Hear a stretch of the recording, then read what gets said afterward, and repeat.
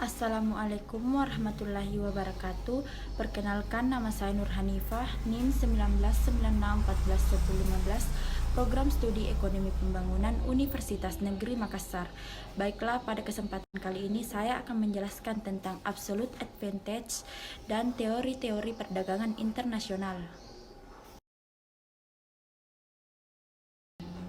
Yang pertama, saya akan menjelaskan tentang teori absolute advantage, teori yang dikemukakan oleh Bapak Adam Smith. Teori yang berisi tentang mengapa suatu negara melaksanakan perdagangan. Jika ekspor lebih besar dari impor, maka negara tersebut bisa dikatakan kaya. Yang kedua, emas masuk ke dalam negeri. Yang ketiga, logam mulia banyak dalam negeri, sehingga negara tersebut bisa menjadi kaya. Teori absolute advantage mendapat kritik dari David Hume. Yang pertama, negara merkantilisme akan menjadi miskin. Yang kedua, jika ekspor lebih besar dari impor, akan menyebabkan banyak uang beredar di dalam negeri, sehingga terjadilah inflasi. Adapun kritik dari Adam Smith merkantilis, yang pertama, kemakmuran bukan karena logam mulia. Yang kedua, tetapi besarnya GDP. Kontribusi ekspor salah satunya. Yang keempat, campur tangan pemerintah dikurangi. Yang kelima, spesialisasi atau pembagian kerja internasional berdasarkan teori absolute advantage. Yang keenam, efisiensi. Yang ketujuh, GDP naik. Teori absolute advantage Adam Smith. Definisi absolute advantage ketika suatu negara lebih efisien dibandingkan negara lain pada suatu komoditas tetapi tidak efisien pada komoditas yang lain. Yang pertama, trade. Yang kedua, absolute advantage. Yang ketiga, more effect. Yang keempat, specializing. Yang kelima, trade the other nation. Di mana jika perdagangan dengan memperhatikan absolute advantage karena itu lebih efisien dan dengan cara melakukan perdagangan dengan negara lain. Ketika suatu negara lebih efisien dibandingkan negara lain pada suatu komoditas tetapi tidak efisien pada komoditas yang lain. Kelebihan absolute advantage. Keunggulan absolute advantage merujuk pada kemampuan sebuah negara atau wilayah dan perusahaan untuk menghasilkan barang atau jasa secara lebih efisien daripada yang lainnya. Dengan demikian, mereka yang memiliki keunggulan ini dapat memproduksi dengan biaya yang lebih rendah.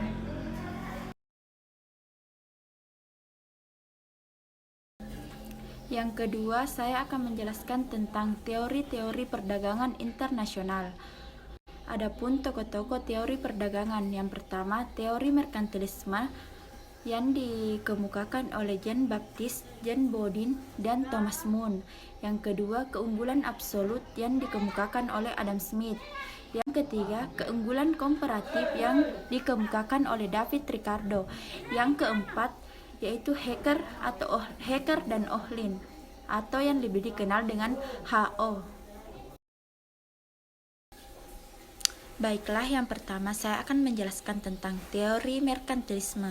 Paham merkantilisme muncul antara abad 16 sampai dengan 18 Masehi, merupakan suatu kelompok yang mencerminkan cita-cita dan ideologi kapitalisme komersial, serta pandangan tentang politik, kemungkinan suatu negara yang ditujukan untuk memperkuat posisi dan kemakmuran negara melebihi kemakmuran perseorangan.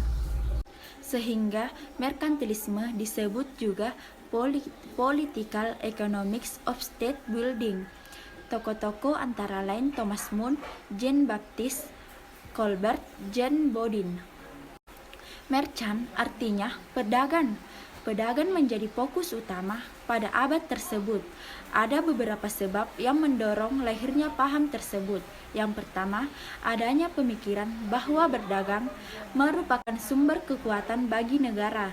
Yang kedua, adanya pergeseran budaya di mana posisi pegawai pemerintah, agamawan yang semula dianggap elit, bergeser memberikan apresiasi pada para pedagang. Yang ketiga, kepadatan penduduk di Eropa sehingga perlu daerah yang baru. Yang keempat, pergeseran pemahaman agama yang semula mengharamkan keuntungan kemudian membiarkannya. Yang kelima, timbulnya pemikiran perlunya negara yang kuat. Yang keenam, banyak penemuan wilayah geografi baru oleh orang Eropa. Fokus utama pemikiran merkantilisme adalah kekayaan suatu negara diukur dari seberapa banyak emas yang dimiliki. Dalam sektor perdagangan luar negeri, kebijakan merkantilis berpusat pada dua pokok yaitu: satu, penimbunan logam mulia. Tujuannya adalah pembentukan negara nasional yang kuat dan peningkatan kemakmuran nasional untuk mempertahankan dan mengembangkan kekuatan negara tersebut. Yang kedua, setiap politik perdagangan ditujukan untuk menunjang kelebihan ekspor di atas impor atau neraca perdagangan yang aktif. Untuk memperoleh neraca perdagangan yang aktif, maka ekspor harus didorong dan impor harus dibatasi.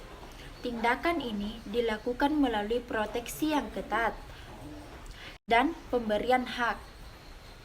Dengan kata lain, negara yang makmur adalah negara yang mampu mengembangkan produksi barang-barang dan jasa (gross national product) melalui perdagangan bebas dan bukannya suatu negara yang berusaha mati-matian untuk menghambat perdagangan hanya untuk dapat menumpuk logam mulia.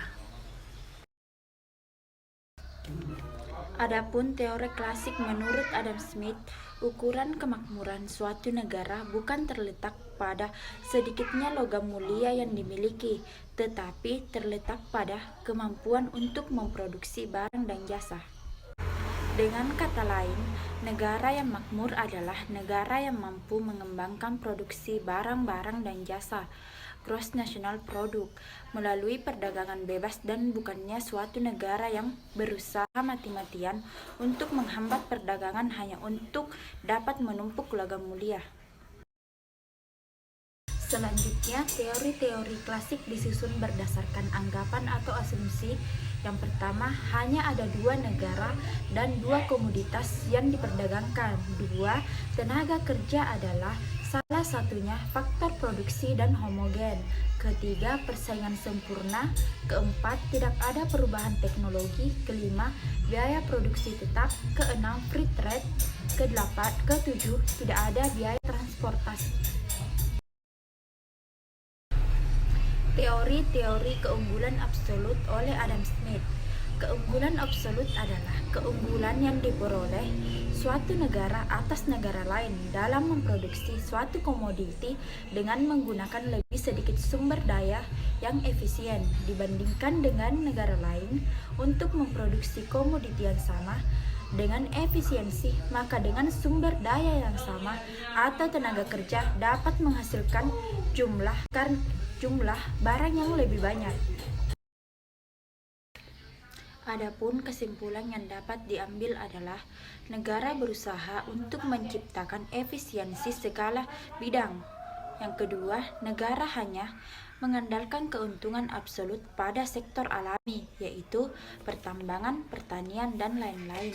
Yang ketiga, negara yang tidak punya power menjadi pengikut, di mana ketika suatu negara lebih efisien dibandingkan negara yang lain pada suatu komoditas tetapi tidak efisien pada komoditas yang lain.